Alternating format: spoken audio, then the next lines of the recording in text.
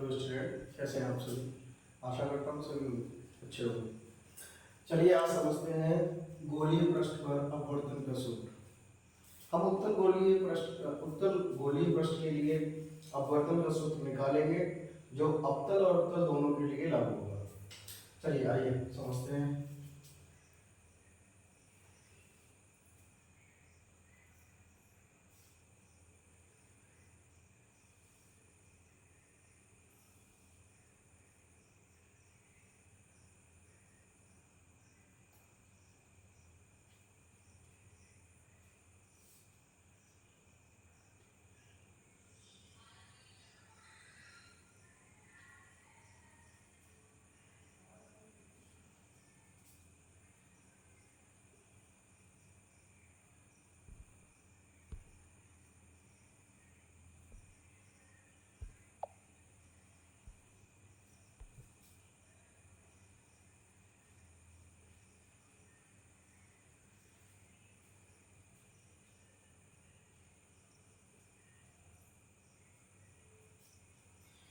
चित्र में एक उत्तल गोलीय पृष्ठ प्रदर्शित किया गया है जिसका माध्यम 2 व अपवर्तनांक n2 है और बाहर वायु माध्यम है जिसका अपवर्तनांक n1 है। ठीक, इसके केंद्र से एक बिंदु P से होती हुई एक मुख्य अक्ष खींची गई है। ये क्या है? मुख्य अक्ष, प्रिंसिपल एक्सिस। इसके बिंदु O पर कोई वस्तु मानते हैं, बिंदु O पर एक वस्तु करते हैं। इस वस्तु का इस गोलीय उत्तल अपवर्तक पृष्ठ द्वारा प्रतिबिंब का वर्णन जानेंगे। इसके लिए हमें कोई दो किरणों की आवश्यकता होगी। एक किरण बिंदु P से होती हुई मुख्य अक्ष पर आपतित कराते हैं जो बिना विचलित हुए सीधे निकल जाती है। इसी पर होती हुई एक किरण निकालते हैं जो सीधी गुजर जाती है बिना विचलित हुई। कि हम जानते हैं जब कोई प्रकाश की किरण किसी लेंस के प्रकाशिक केंद्र C से टारगेट करती हुई गुजरती है तो वो बिना विचलित हुए सीधी निकल जाती है, या फिर किसी दर्पण के वक्रता केंद्र C को टारगेट करते हुए जो किरण आती है वो सीधी जाती है और सीधी वापस उसी माध्यम में लौट जाती है। आइए समझते हैं। बिंदुओं पर कोई वस्तु स्थित है जिससे कोई एक प्रकाश किरण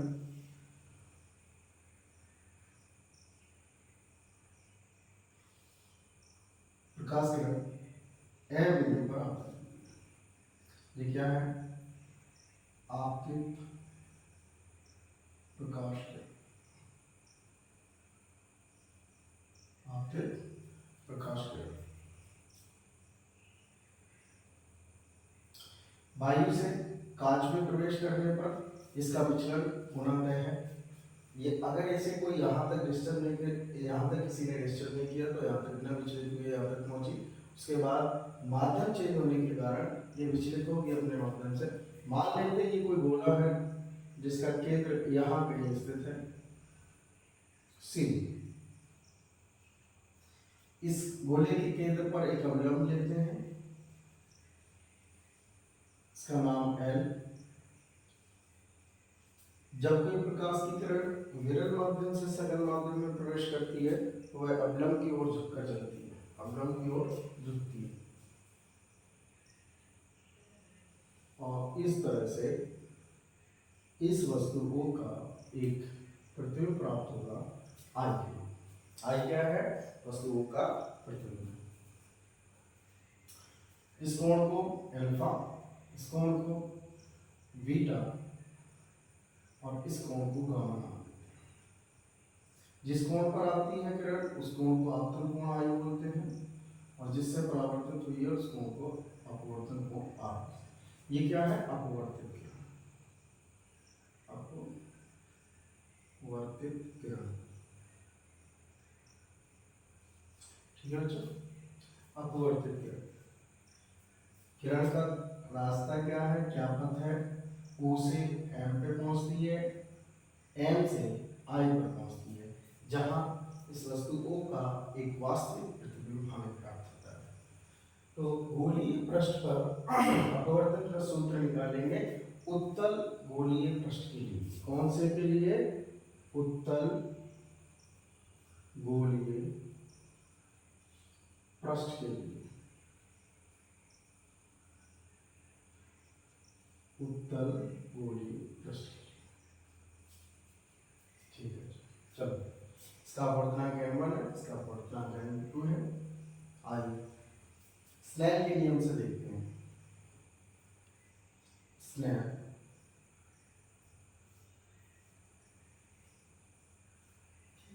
नियम से,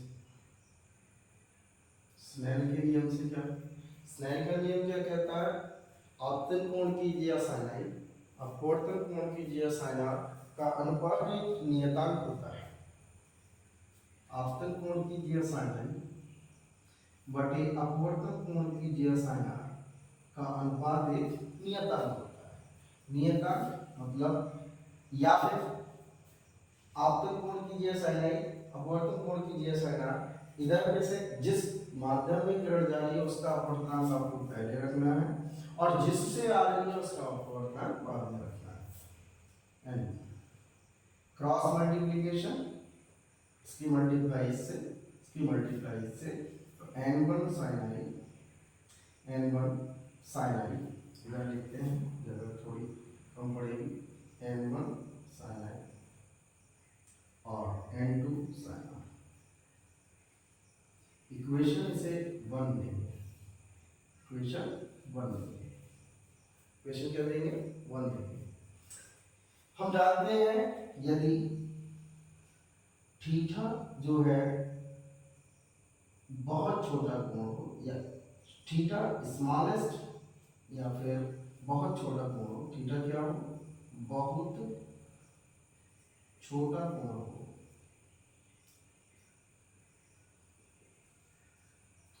तो साइन थीटा का मान जो है वो अप्रोक्सीमेट बराबर हो जाता है थीटा के। ये गणित का नियम है, साइन थीटा की वैल्यू अप्रोक्सीमेट बराबर हो जाती है किसके? थीटा के। चलिए समझते हैं, इसको इस पे अप्लाई करते हैं। इसके आधार पे हम कह सकते हैं कि जो साइन आई है उसको हम आई लिख सकते हैं और साइन आर जो है उसके लिए हम आर लिख सकते हैं। ठीक है, तब समीकरण 1 से, समीकरण 1 से देखेंगे क्या बनता है। n as it is sine i के प्लेस पे केवल आई और n2 as it is sine r के प्लेस पे क्या हो जाएगा? आर। इक्वेशन संख्या इसे हम दे सकते हैं 2। समीकरण 2 बनती है। ठीक है, अब क्या करेंगे? समीकरण 1 में 2 में इससे हमें i का मान निकालना है, समीकरण 2 में r का मान निकालना है और दोनों मानों को क्या कर देंगे? पुट कर देंगे। बहुत इजी है, इसे कैसे निकालते हैं बेटा? बहिष्कोण प्रमेय के बारे में थोड़ा जानकारी लेंगे। इस पे एक अवलंब डालेंगे,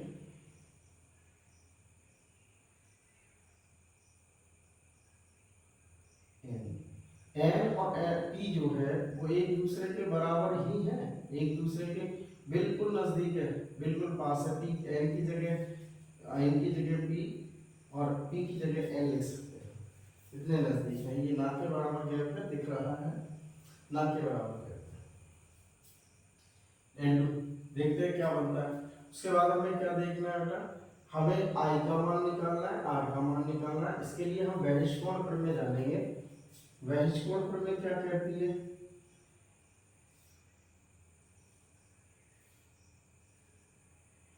बहिष्कोण प्रमेय, ये कोण यदि x है, ये y है और ये z है, तो बहिष्कोण प्रमेय के अनुसार x बराबर होगा y प्लस z, x बराबर होगा y प्लस z। बाह्य कोण का योग, बाह्य कोण का मान अंतर दोनों कोणों के योग के बराबर होता है। इसके इस प्रॉपर्टी के अनुसार हम देखते हैं यहाँ पे चित्र से, क्या लिखेंगे? चित्र से त्रिभुज कौन सा लेंगे? OMN, OMC त्रिभुज ओ एम सी में देखिए त्रिभुज ओ एम सी में क्या बनता है कि कोण आई जो है उसका मान बीटा और अल्फा के योग के बराबर होगा, beta plus alpha, beta plus alpha के योग के बराबर होगा। इसे हम इक्वेशन 3 नाम दे सकते हैं। इसी प्रकार त्रिभुज, इसी प्रकार त्रिभुज आपका क्या लिया जाएगा, आई एम सी। इसी प्रकार त्रिभुज आई एम सी से देखते हैं, सी से क्या वैज कोड फिर में अप्लाई करेंगे, बीटा का मान आर प्लस गामा के योग के बराबर होगा। तो beta is equal to R plus gamma, R plus gamma, यहाँ से आर की वैल्यू निकालेंगे तो बीटा उधर जाएगा माइनस में जाएगा, प्लस की संख्या दूसरी साइड हमेशा माइनस में जाती है। तो R is equal to gamma minus beta, equation संख्या इसे 3 देंगे 4, समीकरण 3 व 4 से मान समीकरण 2 में पुट कराएंगे। समीकरण यहां से लिखते हैं, यहां से समीकरण 3 व 4 का मान समीकरण 2 में रखिए, रखते हैं बच्चा क्या बनता है, समीकरण 2 अपनी का ये रही, क्या है इसकी वैल्यू, यहाँ n1 होगा, n1 समीकरण 2 n1, i1 की वैल्यू क्या है, बीटा प्लस अल्फा प्लस एक बराबर यहाँ n2 और गामा, आर की वैल्यू क्या होगी, गामा माइनस बीटा। ठीक है, चलो इसकी मल्टीप्लाई कराते हैं, n1 beta plus n1 alpha is equal to n2 gamma minus n2 beta. ठीक है बच्चा, n2। इसके बाद इक्वेशन दे इसे, इक्वेशन 4 हो गई है, समीकरण 5 में अल्फा बीटा और गामा के मान रखेंगे। अल्फा बीटा गामा क्या है, समीकरण 5 में चूंकि अल्फा बीटा गामा बहुत छोटे कोण हैं, छोटे कोण, इसलिए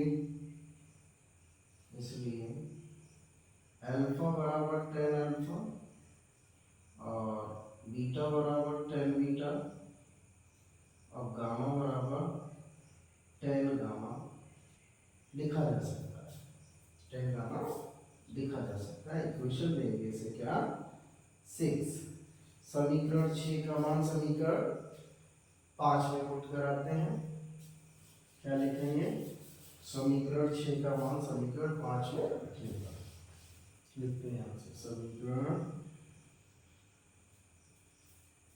6 का मान समीकरण 5 में, समीकरण 6 से मान समीकरण 5 में रखने पर देखते हैं क्या होता है, n1 बीटा, tan बीटा लगाएंगे, वो tan बीटा लगाएंगे प्लस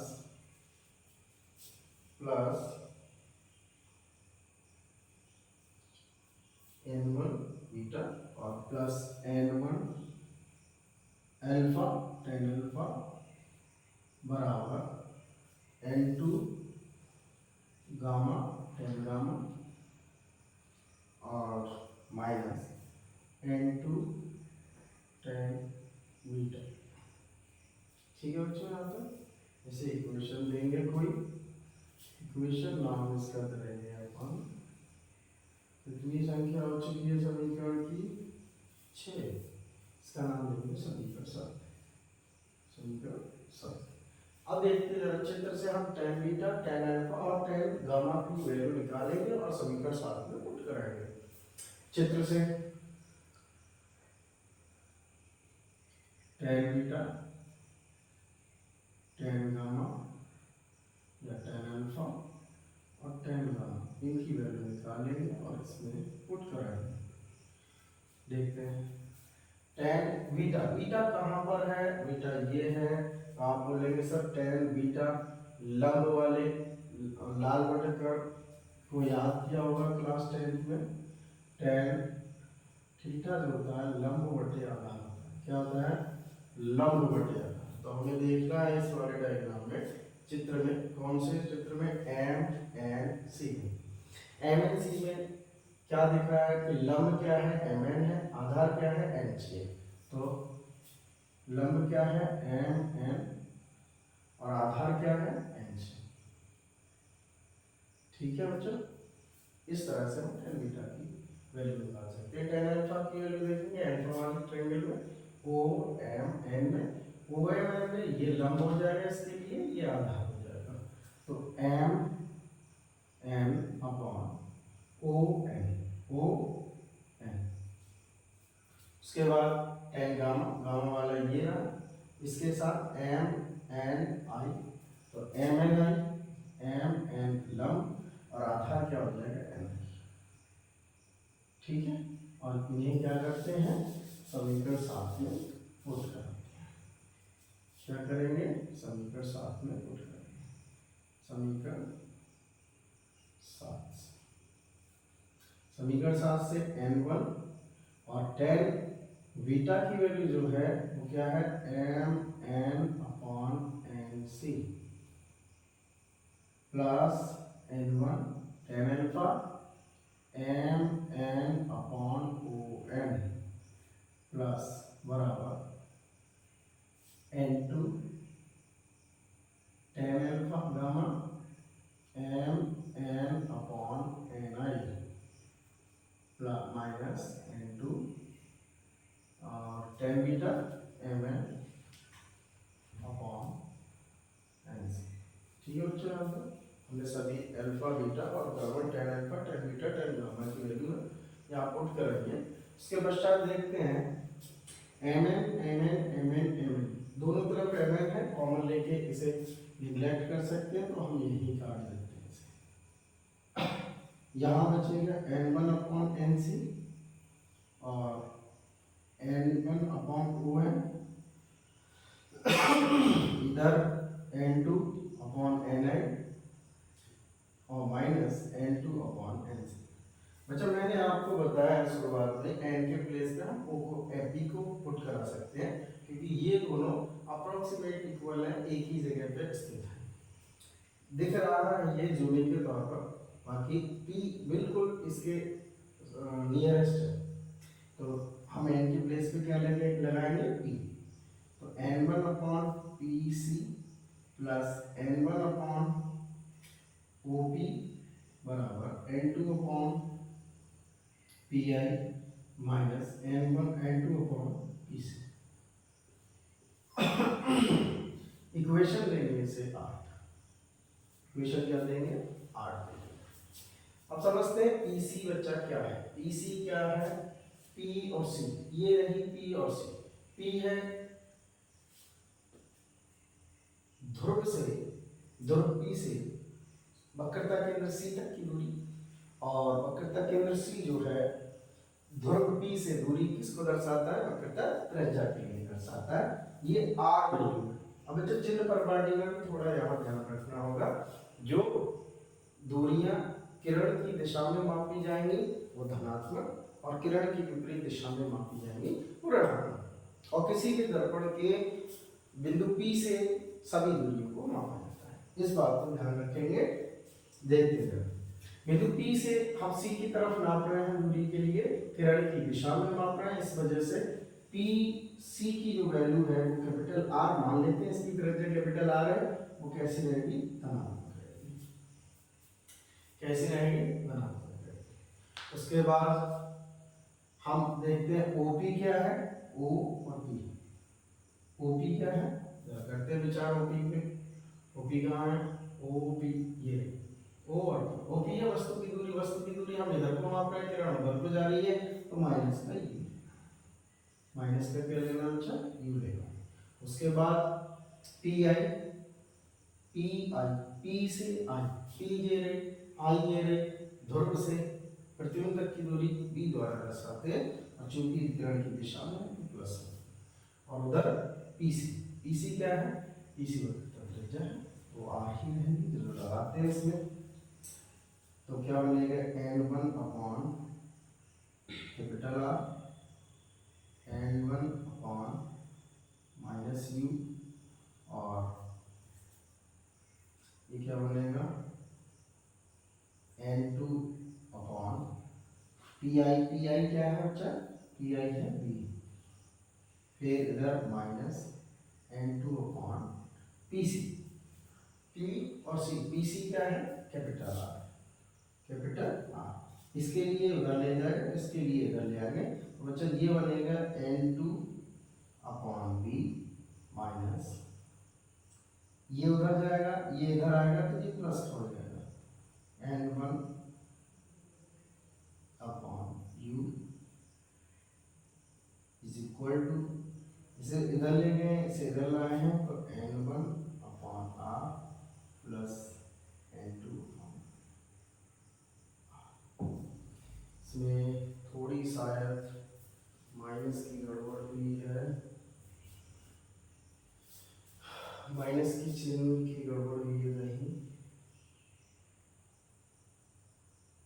ये आपका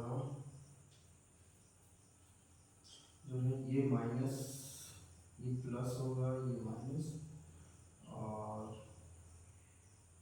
ये आपका जो है माइनस,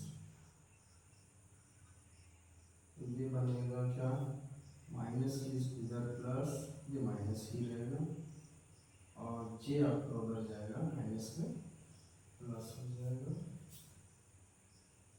प्लस माइनस कर जाएगा, जे आपका n2 बटा बी बटा, ये आपका बनेगा हर समान है, v माइनस n1 बटा यू बराबर r common n2 minus n1, ये माइनस, ये प्लस का, ये माइनस का